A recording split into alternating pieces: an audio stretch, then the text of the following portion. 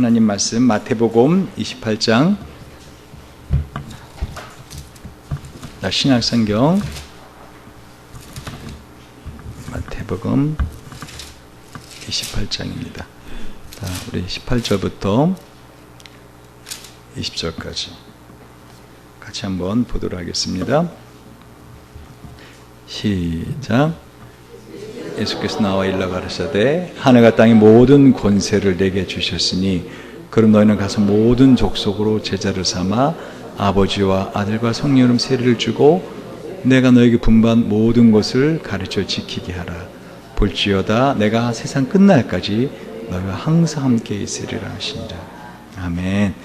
오늘 우리에게 이 말씀으로 하나님 말씀을 대언해 주신 손평원 목사님은 초원교회 담임 목사님이시고, 그리고 이명박 대통령하고 사시부터 같이 방을 쓰고 아주 친밀한 그런 분이셨어요. 그래서 우리나라의 부장판사까지 하시고 지금도 변호사 일을 하시는 분이신데, 같이 하나님 말씀을 통해서 큰 은혜 받으시길 주님의 이름으로 축원드립니다.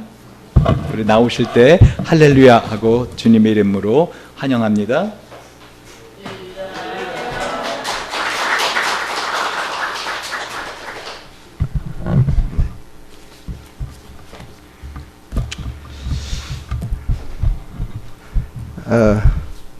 우리 임원만 목사님은 정인찬 목사님으로부터 아주 이야기를 들어서 제가 참 귀한 분으로 이렇게 존경하는 분입니다. 이 목사님이 사역하시는 이곳에 오게 된 것 하나님께 감사를 드리고, 특별히 이 교회의 청년들이 숫자가 많다 해서 정말 저는 이 자리에 서게 된 걸 더 기쁘게 여기고 감사를 드립니다. 우리 오늘 주시는 말씀, 이 말씀이 우리 청년들에게 정말 참 하나님 앞에 어떠한 결단을 할 수 있는 그런 말씀이 되었으면 더 저는 고맙겠습니다. 우리 이 땅에 있는 교회들이 언제까지 존속할 것 같습니까? 여러분, 많은 교회가 이렇게 개척했다가 또 때로는 문을 닫고 하니까 어떻게 아느냐고 이렇게 말씀할지 모르겠습니다만은, 이 교회 전체적인 그 교회는 주님 오실 때까지 존속하게 됩니다.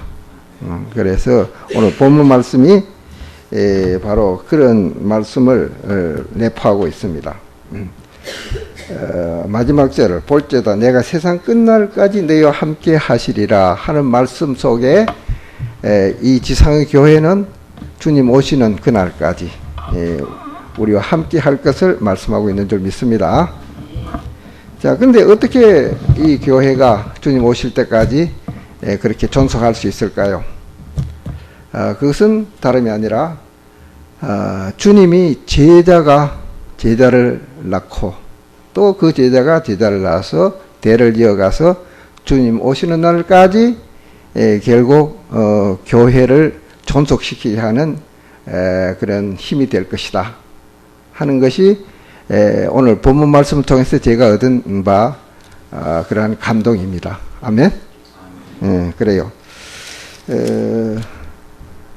우리가 이제 사람이 살다 보면은 나이가 많아서 죽게 되면은 남기는 말이 있죠. 그것을 유언이라고 합니다. 유언이라고 하는데 오늘 본문 말씀은 주님이 승천하기 직전에 주신 말씀이에요. 그래서 마치 자녀들을 남기고 세상을 떠나는 부모님이 자녀에게 주시는 그 유언의 말씀처럼 우리 주님께서 승천하시기 전에 우리에게 주신 마치 유언과 같은 그러한 말씀이고 부탁이고 명령입니다.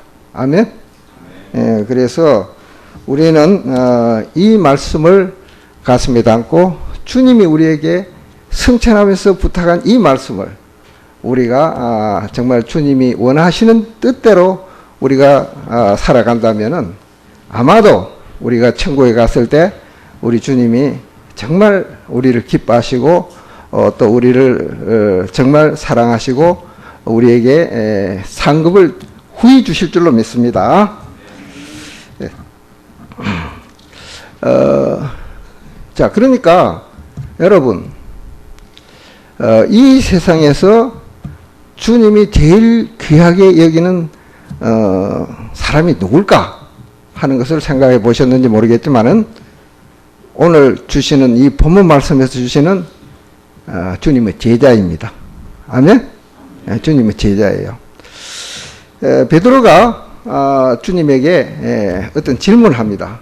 우리가 우리 부모와 자녀와 전토를 다 버리고 주님을 따랐습니다.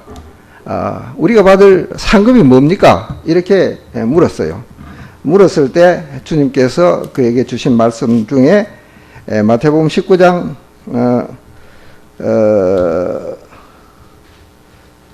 28절에 보면은 이렇게 말씀하고 있습니다. 내가 진실로 진실로 너희에게 이르노니 세상이 새롭게 되어 인자가 자기의 영광의 보좌에 앉을 때 나를 따르는 너희도 12보좌에 앉아 이스라엘 12지파를 심판하리라 하고 이렇게 말씀해 주셨습니다. 이 말씀이 뭐죠? 주님이 재림하실 때 이제 왕권으로 오실 때 그때 주님의 제자들도 그 왕권에 동참하는 영광을 누리게 될 것이다 하는 말씀입니다.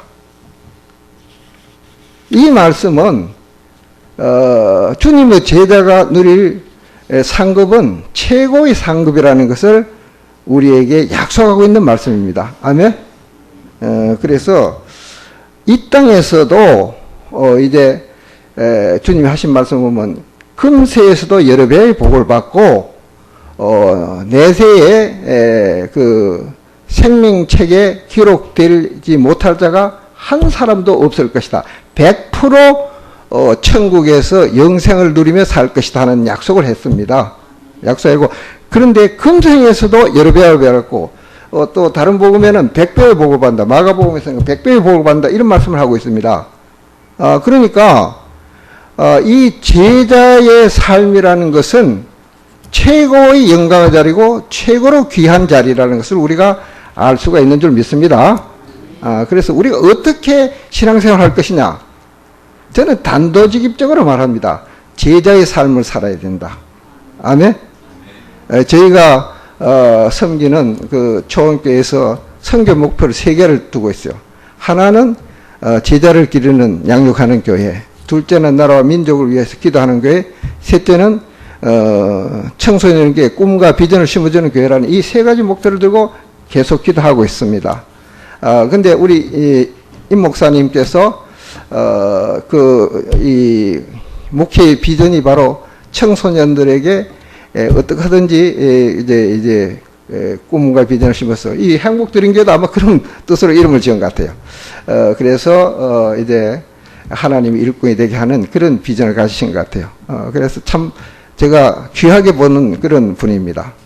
왜냐하면 뭐 여러분도 잘 아시겠지만은 어린아이들과 청소년들을 교회에 많이 이렇게 들어오게 하면은 교회는 별로 재정적으로 도움이 안 돼요. 오히려 재정적으로는 어렵습니다. 그런데 그럼에도 불구하고 교회는 어린이와 청소년이 많아야 됩니다. 아멘? 저의 꿈도 그렇습니다. 하여튼 어떻게 하든지 이 땅에 지금 자라나는 우리 어린이들을 그리고 자라나는 청소년들을 하나님의 말씀으로 양육해서 우리의 믿음의 세대를 이어갈 수 있는 이것이 바람직하지 않느냐. 이것이 우리가 힘을 기울여야 할 것이 아니냐. 그런데 그러한 비전과 그러한 그 중에 이제 오늘 핵심적인 것이 오늘 본문에 나오는 제자의 길을 가게 하는 것이다. 그런 생각을 해봅니다. 그리고 그래서 우리가 제자는 천국 선포의 중심에 서 있는 그러한 일꾼이자 사역자라 하는 것을 우리가 알아야 됩니다. 그러면 그 제자는 우리가 목사님이나 장로님이나 안수 집사님이나 권사님이나 이런 사람들이 제자가 되는 것이냐? 그게 아니에요. 제자는 오늘 주님이 말씀하시는 그러한 말씀대로 따라가는 사람이 다 제자입니다. 그러니까요, 평신도도 그냥 제자요, 목사도 제자요, 장로도 제자요, 권사도 다 제자입니다. 어떻게 하느냐? 주님이 말씀에 따라서 이제 신앙생활 하는 사람이 그래요. 그래서 우리가 그러면 주님 말씀 속에서 누구가 어떠한 사람을 제자라고 하느냐 하는 것을 보면은 그 소극적으로는 마태복음 16장 24절에서 이렇게 말씀하고 있죠. 누구든지 나를 따라오려거든 자기를 부인하고 자기 십자가를 지고 나를 따를지니라. 아멘? 주님을 따르는 사람이 바로 주님의 제자입니다. 근데 주님을 따라가려면은 자기 부인이 있어야 한다는 겁니다. 자기 부인. 이 자기 부인이 여러분 어떨까요? 그냥 조금만 노력하면 자기 부인이 되리라 이렇게 생각해 보셨는지 모르겠습니다. 그래서 이제 이게 제가 자기 부인이 얼마나 어렵냐 하는 것을 가끔 설교할 때 이런 예를 듭니다. 잡초 있죠, 잡초. 잡초. 그 뽑아도 완전히 아주 안 나게 할 방법이 없어요. 그래서 우리가 자기를 부인하는 이것도 정말 이 정도 됐으면 내가 이제 죽었거니 하는데 그거 잘 안 돼요. 다시 살아나서 아까 목사님 말씀할 때도 이제 예수님이 나의 주인 된 삶을 살아야 되는데 내가 주인이 되어서 그저 이러고 저러고 내 뜻대로 하는 거 이게 이제 자기 부인이 안 된 모습입니다. 자기 부인이 안 된 모습인데 근데 이게 자기 부인이 어지간히 됐다 싶어도 우리 두더지 때리는 거 있죠. 때리면 쏙 들어갔다가 다시 올라오잖아요. 그래서 들어간 듯 싶어도 또 올라옵니다. 이게 이제 자기 부인. 어떻게 해서 자기 부인이 가능하냐? 로마서 6장 6절 7절의 말씀 보면은 주님과 함께 십자가에 내가 못이 박혀야 된다는 거예요. 그러면 죽은 자가 이제 다시 죄를 짓고 이렇게 하지 못하고 의의 삶으로 다시 살아난다는 것이 로마서 6장 6절 7절 말씀에 나오는 말씀이요. 말하자면 우리가 주님이 십자가에 못 박히는 심정으로 철저하게 우리가 나를 이렇게 다스리지 못하면은 정말 자기 부인이 불가능합니다. 이게 그렇게 쉬운 게 아니에요. 그럼 어떻게 우리가 주님이 십자가에 못 박히고 우리도 그럼 못 박히는 심정으로 그렇게 할 수 있느냐? 우리 인간적인 심정이 그거 안 돼요. 솔직히 말해서 안 됩니다. 어떻게? 성령이 우리를 다스려 주셔야 합니다. 성령이 다스려 주셔야 해요. 갈라디아서 5장 16절에 너희가 성령으로 우리의 육신의 욕심을 다스리라 하는 말씀이 나와요. 성령으로 우리의 육신의 정욕을 다스리게 되면은 그때는 우리가 어떻게 되느냐? 예수님이 니고데모와 대화할 때 이런 말 했잖아요. 사람이 거듭나지 아니하면 하늘나라를 볼 수 없다.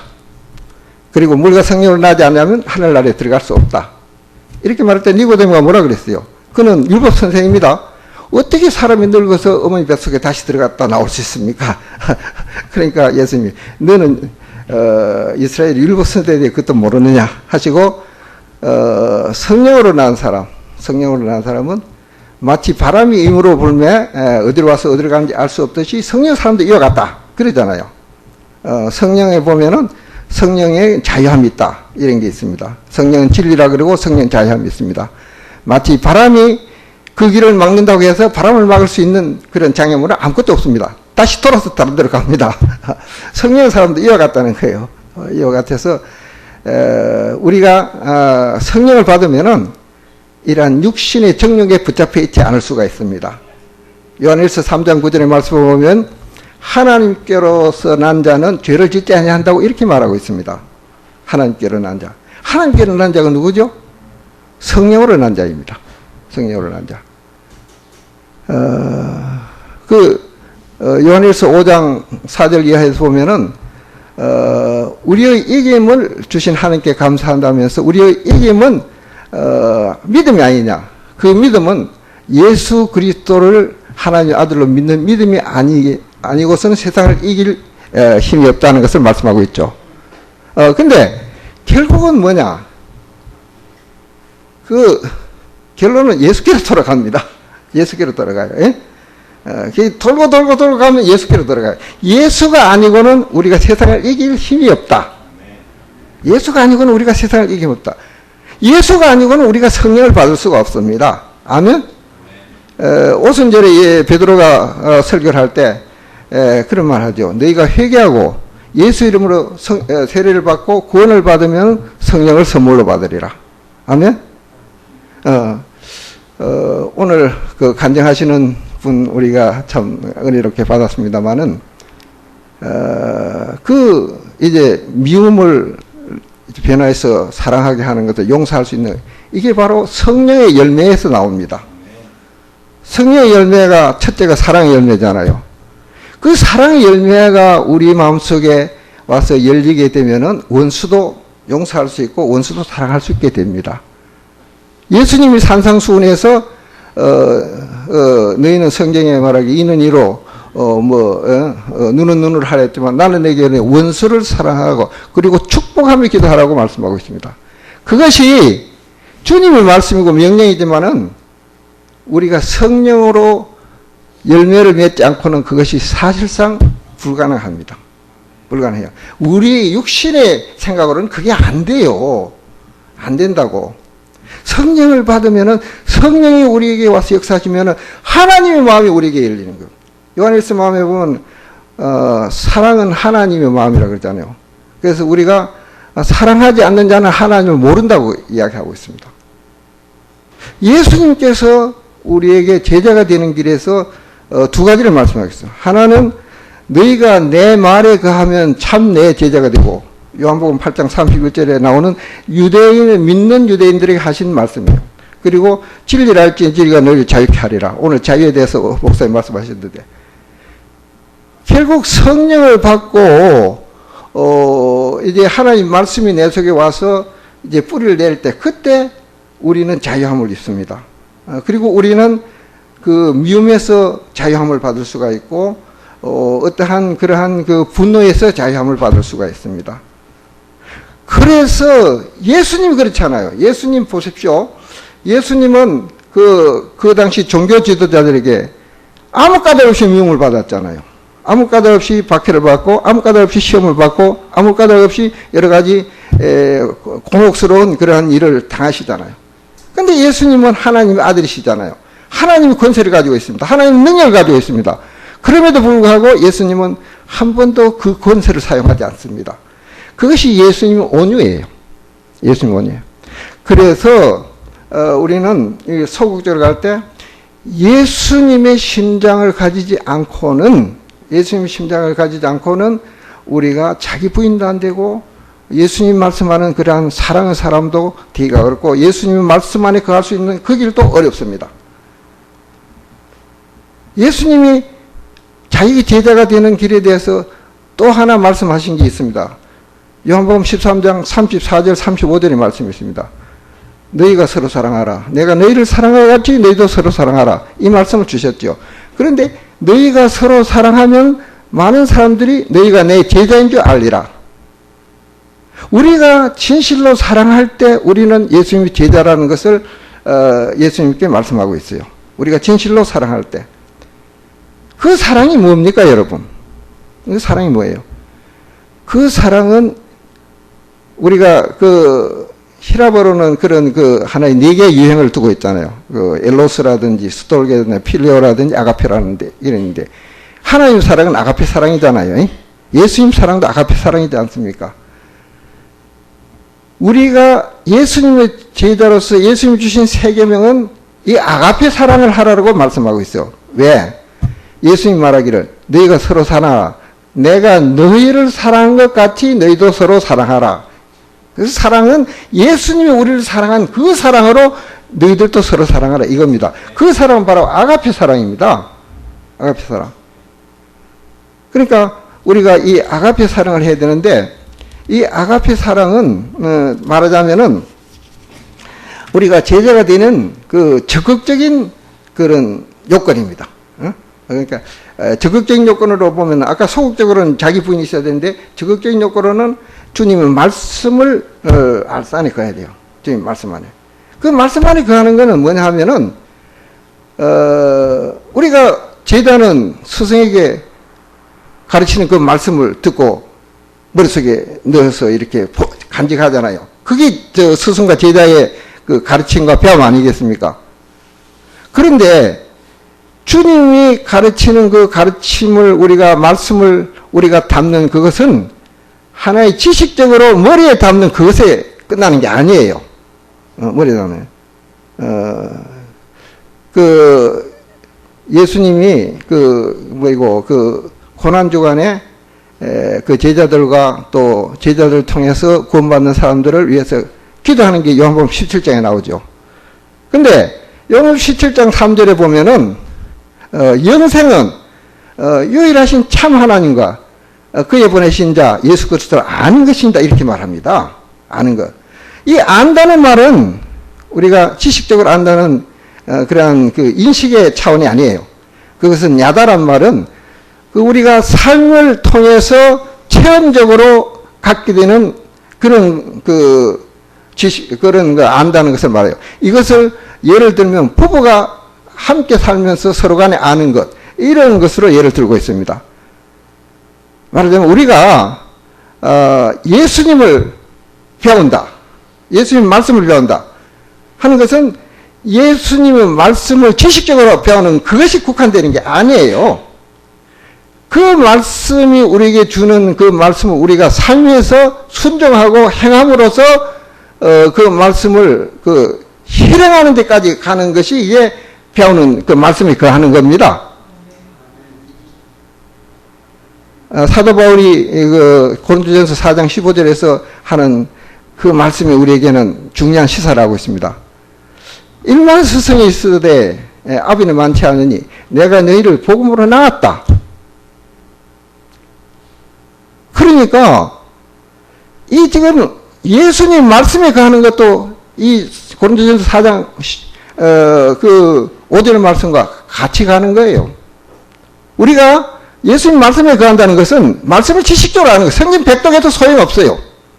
백독해도 그 말씀이 나의 인격과 동화되어서 그 말씀이 내가 예수님 그 마음을 신장해가지고 따라갈 수 있는 그런 것이 될 때 진짜 이것이 그 내가 예수님 말씀 안에 거하는 겁니다. 그러니까 성경을 아무리 많이 알아도 그 말씀이 나의 인격에 들어와서 화하지 않으면은 그 말씀이 별로 내게 유익이 안 될 수가 있다는 것입니다. 아멘. 그 예수님의 제자는 이러한 말씀이 내 속에서 인격화되어야 된다는 거예요. 인격화돼야 되고, 그 다음에, 그 예수님께서 주시는 것은, 세 계명. 예수님은 계명 하나밖에 안 주셨어요.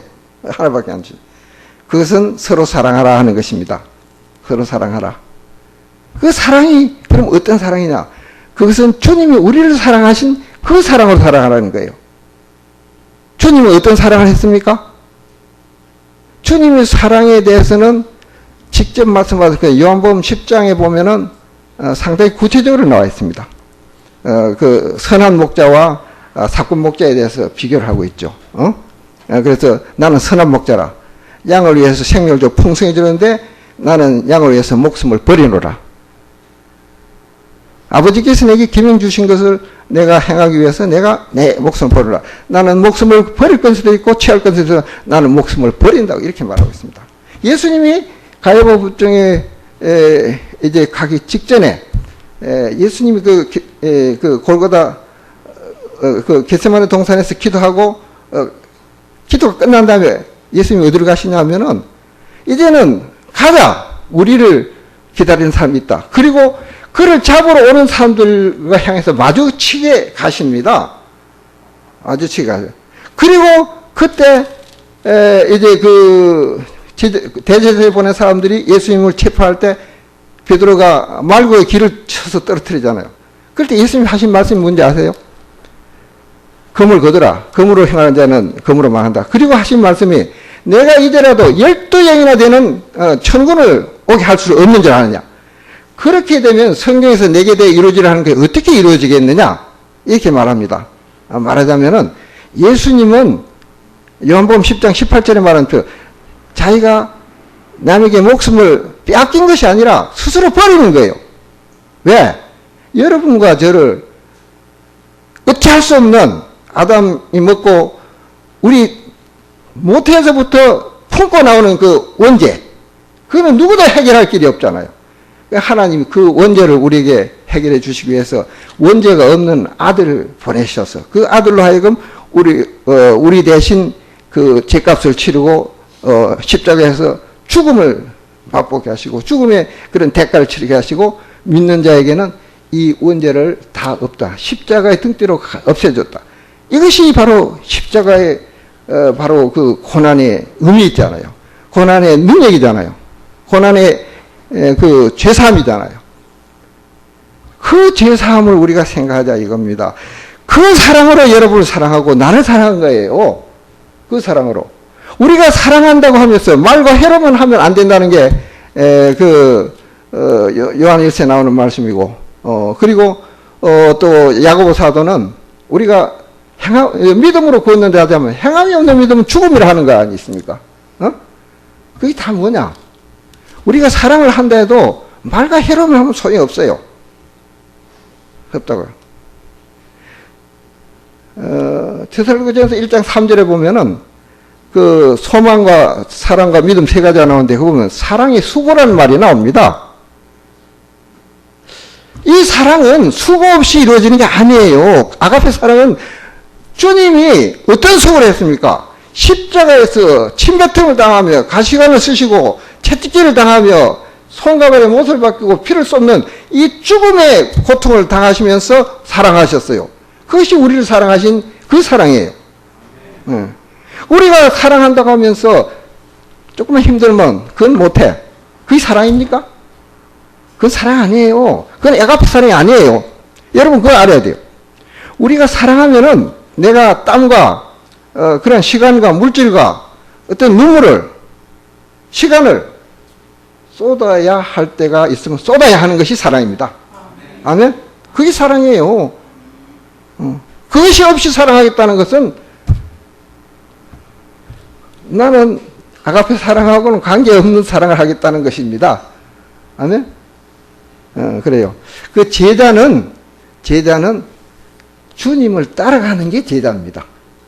주님의 사랑을 본받는 게 제자입니다. 아멘? 우리가 지금 우리 청년들이니까 제가 이렇게 이런 말을 정말 강권적으로 권하고 싶은 것이 많은 그런 오래된 그런 신앙생활 한 사람들이 이런 말을 받으려고 하지 않습니다. 말하자면은 귀에 듣기 좋은 말, 정말 어디 가면 세상적으로 유익이 되는 말, 이런 말 듣기를 좋아해요. 그래서 이렇게 좀 귀에 별로 달갑지 않은 이야기는 그렇게 하는 것, 그런 설교를 싫어합니다. 싫어해요. 그러나 우리 청년들은 이런 이야기를 듣고 변화되어야 될 줄 믿습니다. 변화되어야 돼. 근데요, 여러분, 신앙생활이 이 세상적인 유익을 추구하면 그건 의미가 없어요. 그거는 기독교에서 바라는 그런 추구하는 그 진리가 아니고 목표가 아닙니다. 왜냐고요? 그것은 다 썩어질 것들이에요. 썩어질 것들. 우리는 썩어질 것을 버리고 영원한 것을 얻는 것이 기독교입니다. 썩어질 우리 생명까지라도 내어주고 영원한 생명을 얻는 것이 기독교예요. 그것이 순교예요. 순교예요. 우리가 살아갈 때 다 순교할 수는 없지만 순교적 마음으로 신앙생활을 하자. 그럴 때 주님이 사랑을 받고 주님의 제자가 되는 거예요. 아멘? 우리가 그러니까요. 여러분 이거 알아야 돼요. 진짜 하나님 앞에 제자가 되면 그때는 신앙생활이 즐겁고 행복해요. 이 행복드린 교회처럼 되는 거예요. 이 목표대로 되는 거예요. 그런데 그렇지 않으면은 신앙생활이 짐이 돼요. 그러니까 세상에서 즐거움을 찾는 거예요. 주님께서 즐거움을 찾는 게 아니라 세상에서 즐거움을 찾는 겁니다. 왜냐하면은 그러한 마음 가지고는 주님 앞에 즐거움과 사랑과 기쁨을 얻었습니다. 성령의 열매 두 번째는 뭐죠? 희락입니다. 희락. 기쁨이에요. 그 주님을 통해서 구원받고 성령을 선물로 받고 나면은 주님이 주시는 기쁨이 있으니까 세상에서 주는 기쁨을 찾지 않아도 내 마음은 즐겁습니다. 그러니까 세상 향락을 찾아갈 필요가 없는 거예요. 주님이 함께 하시면요 어떠냐? 외로움이 없습니다. 주님은 성령이고 위로자잖아요. 성령이 우리와 함께 하면은 제가 그 대전법원에 판사로 있다가 이제 홍성법원에 가서 근무를 했는데 그때 제가 이제 하숙을 했는데 늘 집에 이제 서울에 있고 자녀가 있으니까 근데 그 하숙집에 가서 제가 이제 못다한 서류를 갖다 일을 하고 있어도 외롭질 않아요. 혼자 있어도 전혀 외롭지 않아요. 근데 이제 대개들 판사들이 객지에 있으면 외로우니까 술 먹고 이렇게 하다 보니까 나중에 술 과도하게 먹으면 병 걸려요. 근데 저는 객지 생활 한 5년 했지만은 한 번도 외로워 본 적이 없어요. 주님이 함께 하는 그런 마음을 가지고 있으니까 혼자 있어도 외롭질 않아요. 성령이 우리 위로자로서 우리와 함께 하니까 외로워요. 진정으로 여러분이 주님과 함께 하면은 세상의 어떤 것을 죽어라도 바꿀 수 없는 만족과 기쁨을 누리게 돼요. 이것이 신명기 33장에 나오는 너와 같은 여수로 너와 같은 행복자가 없다 하는 그 말씀이 우리 속에서 이루어지는 줄 믿습니다. 이것이 제자들에게 주는 축복입니다. 제자들에게 주는 축복. 그러니까요, 저는 단적으로 말할 수 있습니다. 우리가 신앙생활을 하면서 제자가 돼야 된다.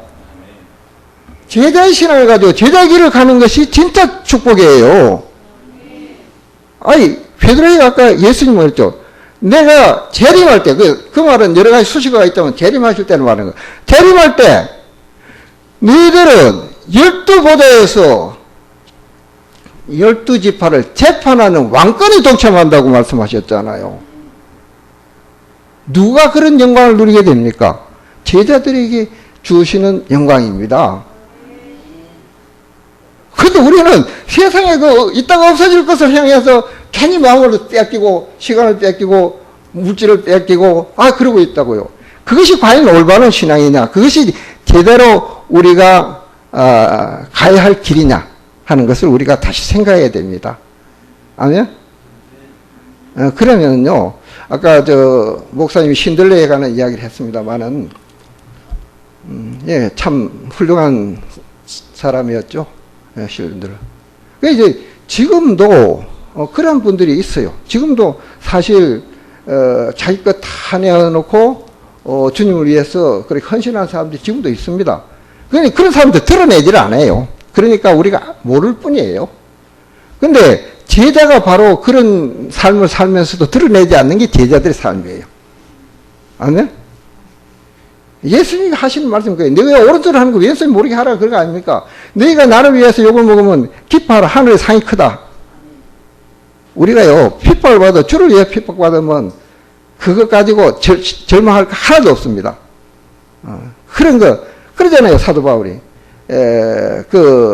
우리 주 예수 그리스도의 사랑에서 끊을 자가 없다. 죽음도, 어떠한 기근도, 위험도, 강의 칼의 위험도, 어떠한 것도 우리 주 예수 그리스도의 사랑에서 끊을 수 없다. 이 정도 고백이 되면 진짜 행복한 거예요. 그래서 빌립보서 사장사에서 그 사도 바울은 감옥에 있으면서도 빌립보 교회당에서 기뻐하라. 내가 다시 말하면 기뻐하라. 이런 말을 할 수 있는 겁니다. 그거 위선자가 아니에요. 그건 진심이에요. 그 예수가 함께 하면은 감옥에 있어도 어디 갔어도 천국입니다. 아멘. 그 길은 바로 제자의 길을 가는 사람들에게 주어지는 축복인 줄 믿으시기 바랍니다. 그래요. 그래, 오늘 주신 말씀은 나가라 하는 명령어가 떨어집니다. 이건 뭐냐? 지체하지 말고, 머뭇거리지 말고, 바로 나가라 하는 것입니다.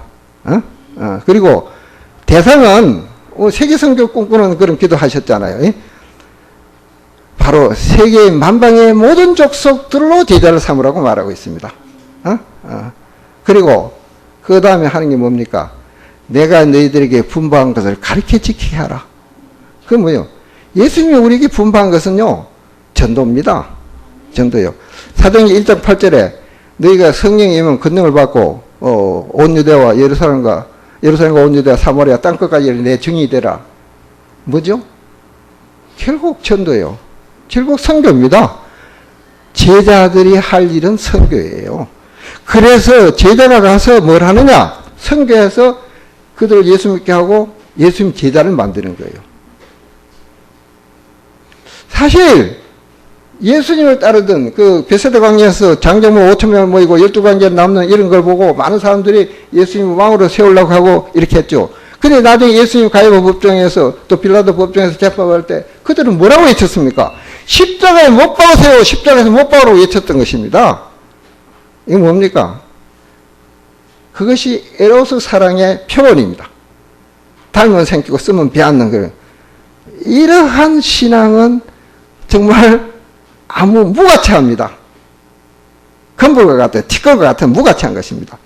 진짜 목숨을 걸고라도 주님을 부인하지 않는 제자의 삶, 이것은 진주같이 빛나며 별과 같이 빛나는 그런 신앙이 될 줄 믿습니다. 우리 행복드림교회는 정말 다 제자의 길 가서 이러한 행복한 주의 사람들 되기를 주의 이름으로 축원합니다. 기도하겠습니다. 거룩하시고 거룩하신 아버지 하나님,